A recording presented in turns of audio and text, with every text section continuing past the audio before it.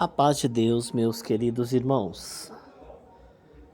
Brás, São Paulo, 25 de julho de 2021. Livro de Filipenses, capítulo 2. Vamos ouvir com a ajuda de Deus. Vamos ler com a ajuda de Deus e a guia do Espírito Santo o capítulo 2 da Epístola de Paulo, apóstolo a Filipenses. Filipenses, capítulo 2.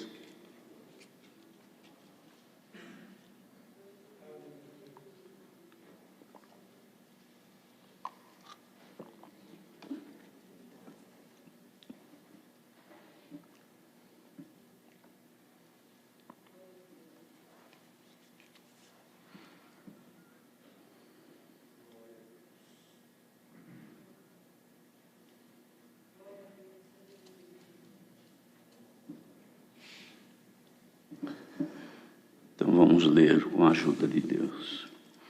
Portanto, se há algum conforto em Cristo, se alguma consolação de amor, se alguma comunhão no Espírito, se alguns entranháveis afetos e compaixões, completai o meu gozo, para que sintais o mesmo, tendo o mesmo amor, mesmo ânimo, sentindo uma mesma coisa. Nada façais por contenda ou por vanglória, mas por humildade. Cada um considere os outros superiores a si mesmo. Não atente cada um para o que é propriamente seu, mas cada qual também para o que é dos outros.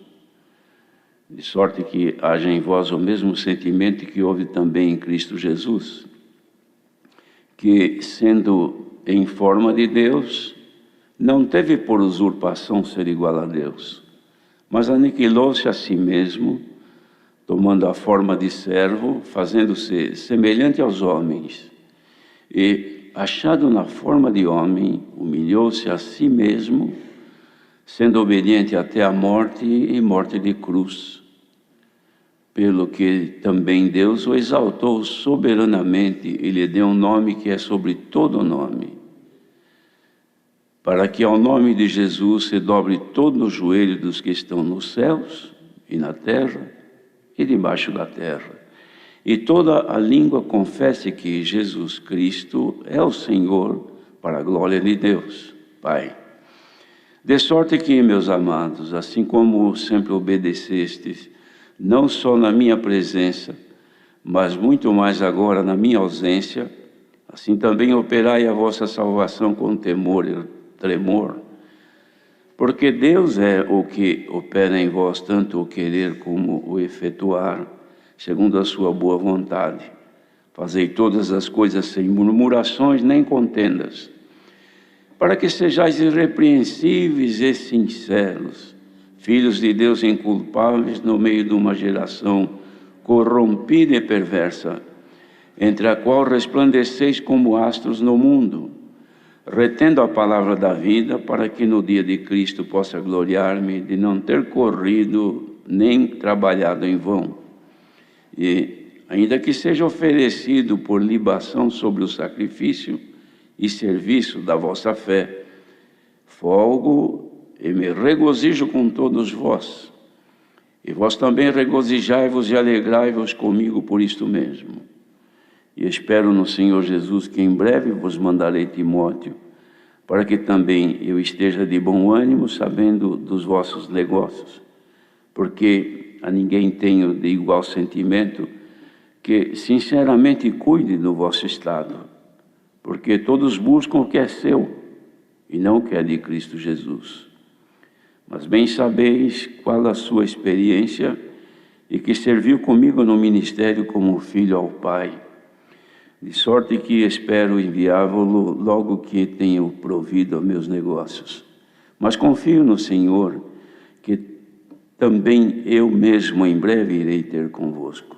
Julguei, contudo, necessário mandar-vos Epafrodito, meu irmão e cooperador, e companheiro nos combates, e vosso enviado para prover as minhas necessidades.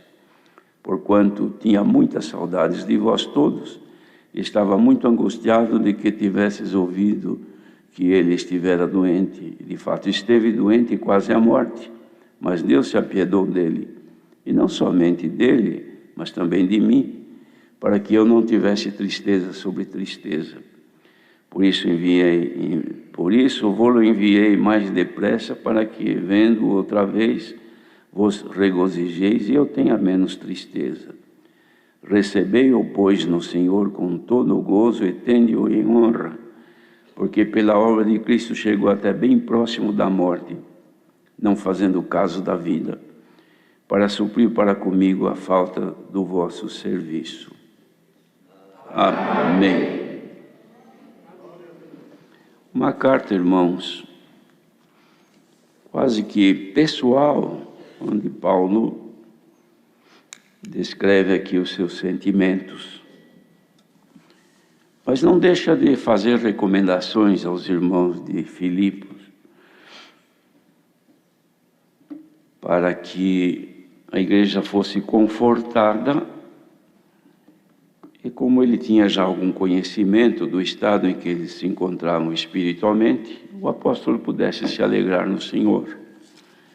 Isso porque quem ama a obra de Deus se alegra no crescimento dela, no que diz respeito à vida espiritual. Ele tinha dito para aqueles irmãos alguma coisa sobre perseverar no amor fraternal, procurando ser humildes, ajustando-se, adequando-se, de forma que pudessem viver pacificamente, sem obstáculos por incompreensões, divergências, que essas coisas trazem para as pessoas problemas e dificultam caminhar. E ele tinha tido muitos combates por causa de lutar pela Irmandade, querendo ver a Irmandade livre e servindo a Deus com alegria. E nesses combates, ele disse: vocês que já viram o mesmo combate que tem em mim, vocês já perceberam, e sabem que existem em mim essas lutas, que eu quero ver vocês bem. Então, se há em vocês algum conforto em Cristo, se há em vocês alguma consolação de amor, ou até comunhão no Espírito Santo, e afeição e compaixões de uns para com os outros, se isso existe em vocês, então completai o meu gozo, para que vocês venham a sentir o mesmo que ele sentia, tendo o mesmo amor, o mesmo ânimo, sentindo uma mesma coisa. Então ele dava uma receita para eles viverem nessa forma, dizendo: nada façais por contenda ou por vanglória, mas por humildade. Cada um considere os outros superiores a si mesmo, não dando muita atenção, cada um para o que propriamente seu é, mas para o que é dos outros também, no sentido de ajudar, de fazer o bem, no sentido de animar, de fazer com que os que estão próximos possam viver melhor, sentindo-se melhor. E para as pessoas se sentirem melhor, elas devem receber o bem, porque quem recebe o mal não se sente bem. Então, tudo o que pudermos fazer de bem, conselhos, orações, instruções, ajudar os nossos irmãos, nós estaremos cumprindo o que o Senhor Jesus nos ensinou e o que Paulo escreveu aqui. Podendo fazer e não o fazendo, irmãos, nós cometemos um erro que é a omissão. E omissão também é pecado. Cometer o mal é uma iniquidade. Deixar de fazer o bem também é um pecado diante de Deus. Então, nosso dever, irmãos, é amar-nos cordialmente uns aos outros, para que o benefício desse amor se estenda a todos. O que adianta numa casa uma pessoa só ser feliz e o resto da família viver em guerra, em batalha. Então a casa não tem paz. Mas se todos estiverem felizes, haverá paz naquela casa. De modo que o Senhor, então, irmãos, dava a Paulo de escrever isso, porque ele sabia que os irmãos eram obedientes. Dizia: de sorte que, meus amados, assim como sempre obedecestes, não só na minha presença, mas muito mais agora na minha ausência, assim também operai a vossa salvação com temor e tremor. Porque é Deus quem opera em vós tanto o querer como o efetuar, segundo a sua boa vontade. E para isso devemos fazer todas as coisas sem murmurações e nem contendas. Aí ele diz então por quê, ou para quê? Para que assim vocês sejam irrepreensíveis e sinceros filhos de Deus inculpáveis, no meio de uma geração corrompida e perversa, entre a qual resplandeceis como astros no mundo. Aqui é que está, irmãos, a diferença. Aqui é que reside a qualidade dos que têm o amor de Cristo no coração, vivendo neste mundo que cresce na corrupção a cada hora.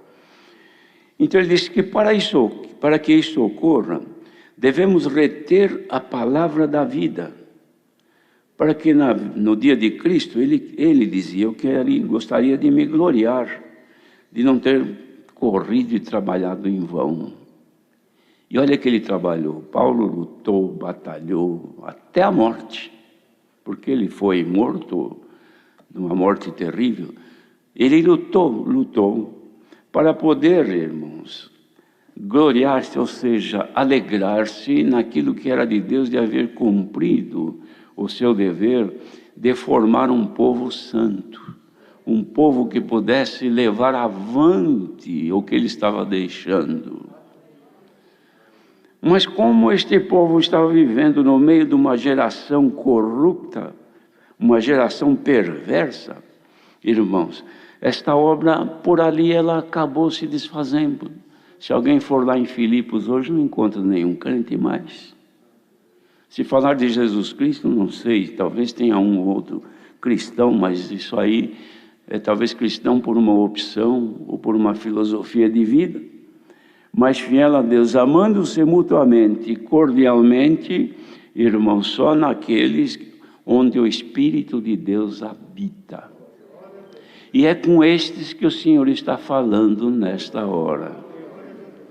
Que para isso precisamos reter a palavra da vida, porque nesta geração corrompida e perversa, nós precisamos resplandecer como astros no mundo.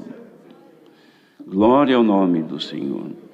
Agora, irmãos, então vamos considerar um pouquinho isto. Paulo já falava isto aos irmãos filipenses, que eles precisavam ser irrepreensíveis e sinceros, como filhos de Deus, sem nenhuma culpa, de consciência limpa, mas vivendo no meio de uma geração corrompida e perversa. Então vamos fazer o seguinte agora, considerar um pouquinho que corrupção e perversidade havia naquele tempo que não haja hoje. Será que hoje não está muito mais corrompida e pervertida a humanidade do que naquele tempo? Muito mais. Se naquele tempo esta recomendação de Paulo era para que o povo pudesse fazer estas coisas para ser irrepreensíveis, isto é, não deixar motivo de ser repreendido, porque estavam andando corretamente, e sinceros, na maior pureza de sua consciência, mostrando para todos que são filhos de Deus, em cujas consciências não reside nenhuma culpa. É isto que o Senhor nos quer hoje. É isto que o Senhor dá de pregar hoje. Glória ao nome do Senhor. O apóstolo dormiu, irmãos.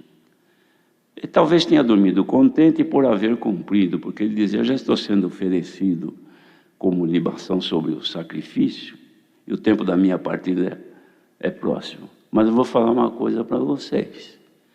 Combati o bom combate. Acabei a carreira. Guardei a fé. Desde agora, o justo juiz, espero que o justo juiz me dará naquele dia a coroa. Irmãos, olha o que ele pôde dizer. Combati o bom combate. Lutei, chorei, me debati, fui preso, apanhei, mas eu preguei, eu falei. Apanhei muitas vezes, mas não deixei de falar a verdade. Não escondi a verdade. Não deixei de anunciar a Cristo Jesus, este crucificado. Isto é, o seu sofrimento para que nós tivéssemos liberdade hoje. Então eu combati, não existe combate melhor do que esse que eu pude fazer. E olha, acabei a carreira, cheguei no fim, cheguei no topo. Não preciso mais andar daqui para frente.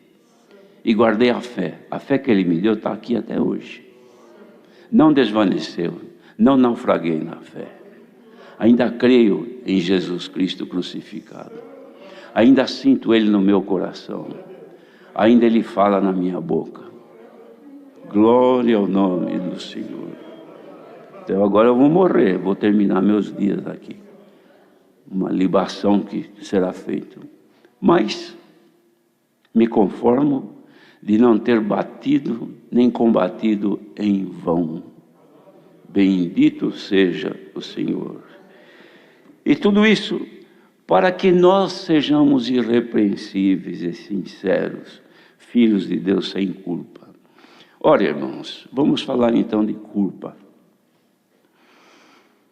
O Senhor Jesus foi morto e Ele levou sobre si, na cruz, as nossas culpas e a nossa condenação. Como nós fomos considerados por Deus culpados pelo pecado de Adão, Jesus tomou sobre si e levou na cruz. E levou também o resultado desta culpa, condenação. Ele foi condenado e foi morto por nós. Então não temos mais culpa. A culpa dos pecados originais, Jesus levou na cruz.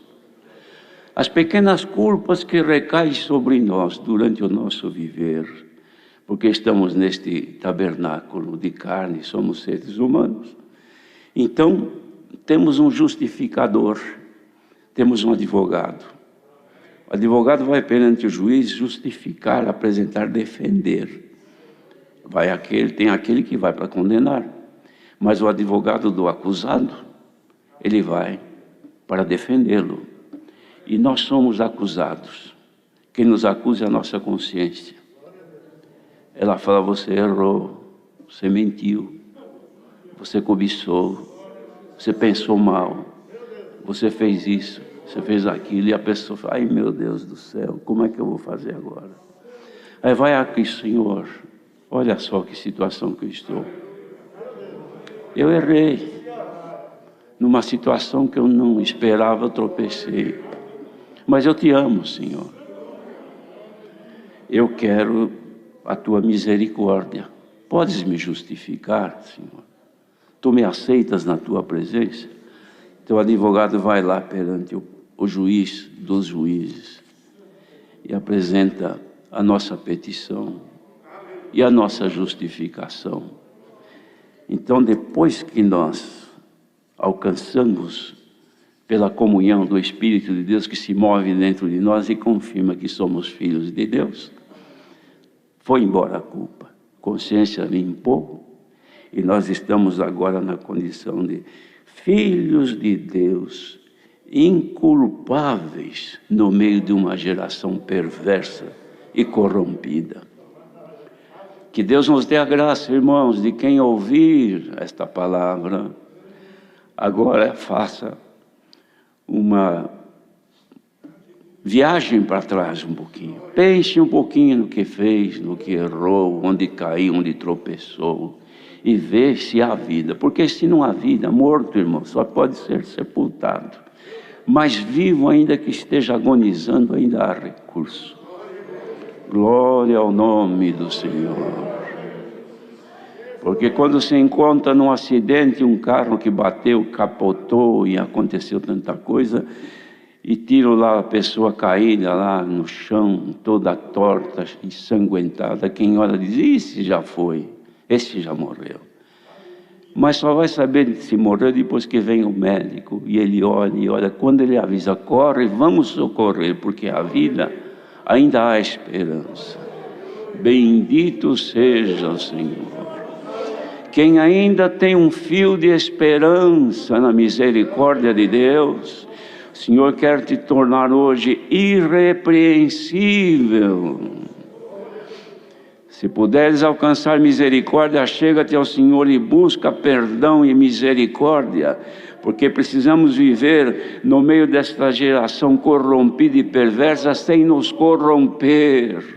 Glória ao nome do Senhor. Mas a corrupção, irmãos, é como uma praga que cresce, que contamina, que ela pega de um para outro, ela pega por aquilo que se vê, por aquilo que se ouve, por aquilo que a gente lê, por informações, por sonhos, por revelações do adversário, todos os meios de comunicações que existam, transmitem para as pessoas, irmãos, coisas que podem contaminar, que podem levar a pessoa a vir a menos na fé. Por isso que não se pode deixar de congregar e ouvir a palavra, porque a palavra vem e abre um espaço, irmãos, abre um horizonte na nossa frente.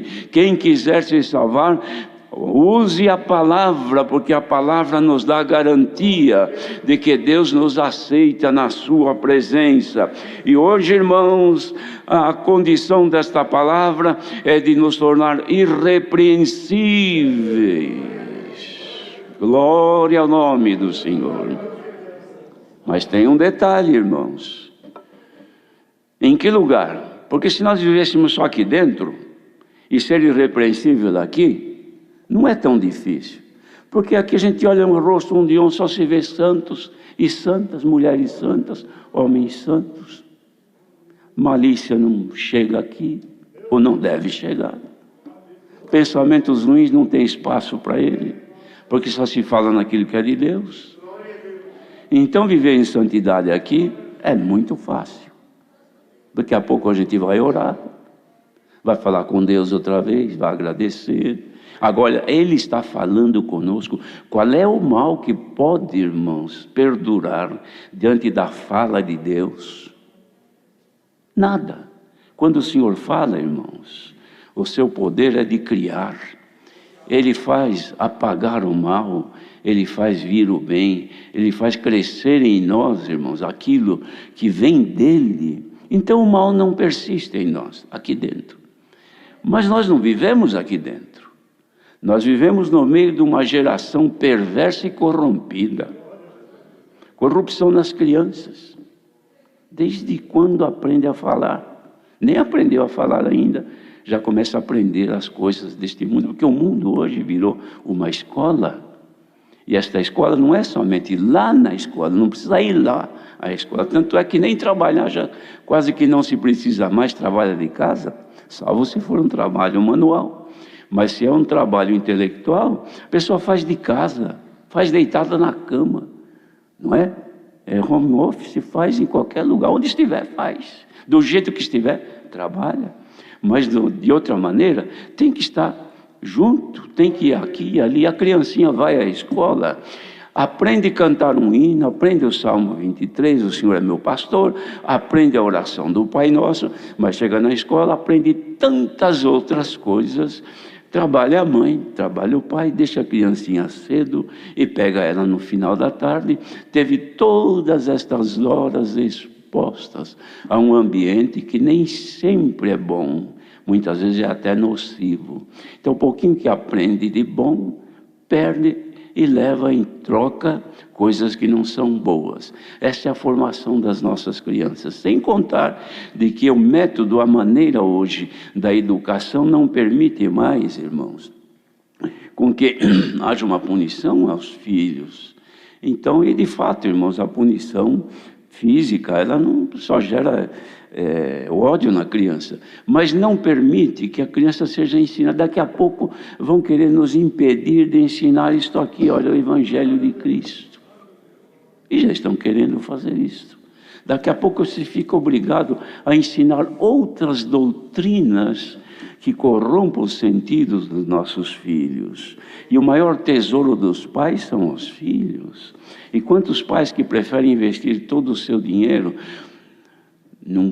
nas coisas boas materiais, boa roupa, boa comida, boa escola, bom lugar para passear, viagem, estadias em outros lugares, em outros países, e assim gasta tudo que pode na melhor escola, na melhor roupa, na melhor comida, mas não perde 5 minutos em falar da palavra,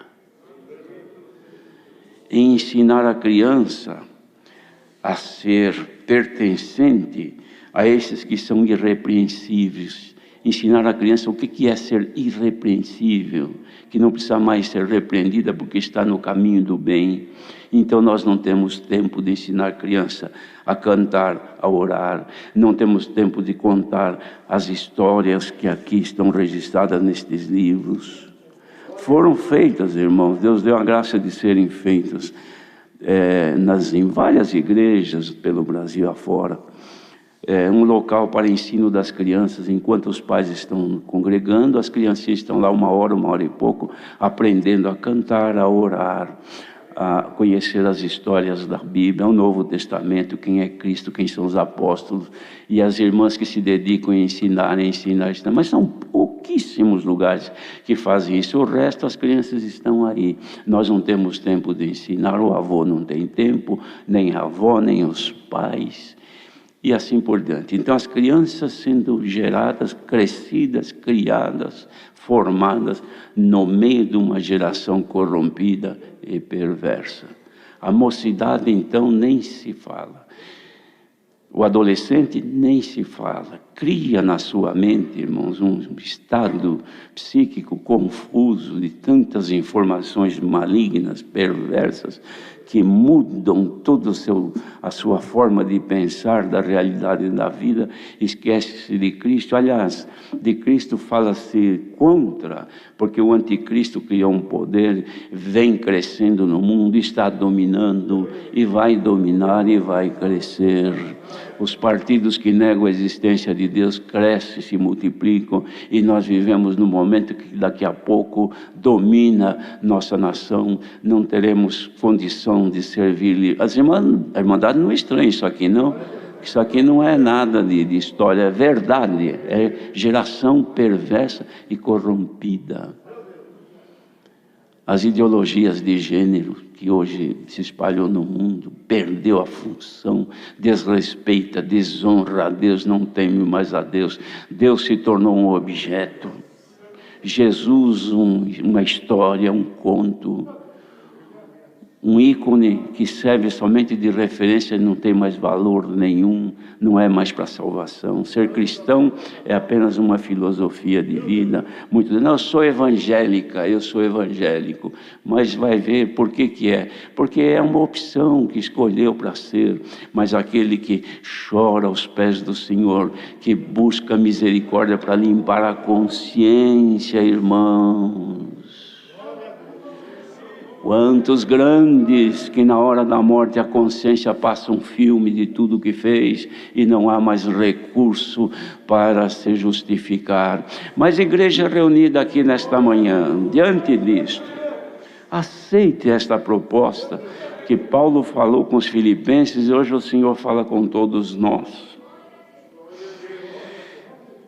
De sorte que, meus amados, como sempre obedecesse, não só na minha presença, mas na minha ausência muito mais, assim também operai agora a vossa salvação com temor e tremor, que caia em nós um pouquinho do temor de Deus, que é o princípio da sabedoria, e vamos pedir ao Senhor que nos justifique e que nos guarde, porque nós estamos, irmãos, no meio desta confusão no mundo, se corrompendo de todo jeito. Mas quando vamos congregar, uma sujeira que caiu no nosso vestido, respingou uma sujeira do pecado, e chegamos ao culto com a consciência pesada e o adversário com o dedo apontando aí a nossa sujeira, apontando aí o nosso defeito, de repente aparece o Senhor e disse: o Senhor te repreenda, não é este um tição tirado do fogo? Ó igreja, seja agora repreendido todo o mal que o inimigo lança contra o povo de Deus, e o punhado de gente que sobrar para se salvar, recebamos agora o poder para sermos irrepreensíveis em amor. Glória a Jesus. Se caísse dos céus agora uma chuva deste amor de Deus, irmãos, que excede todo entendimento, todo conhecimento, que nos tomasse, a Irmandade ia sair daqui dizendo: graças a Deus, eu vim com a consciência tão pesada, dormi essa noite mal, acordei tão ruim, mas agora estou aliviada, estou aliviado, recebo o alívio da presença de Deus no coração. Bendito seja o Senhor. Olha, irmãos, enquanto Deus fizer isto, nós vamos continuar falhando, tropeçando, chorando nos pés do Senhor, mas o Senhor contente conosco. O Senhor olha para nós, vê um coitadinho de um irmão, de uma irmã aí, chorando: ah, me perdoe, Senhor. Lá vem o Senhor com a sua misericórdia. Sabe o que Ele faz? Dá uma consolação. A Irmandade precisa de alguma consolação de amor? Receba pela vossa comunhão a consolação do Espírito Santo, que nos consola e nos conforta, para vivermos no meio desta geração perdida, mas que Deus nos salve para a vida eterna. Deus seja louvado. Agradeçamos a Deus em oração.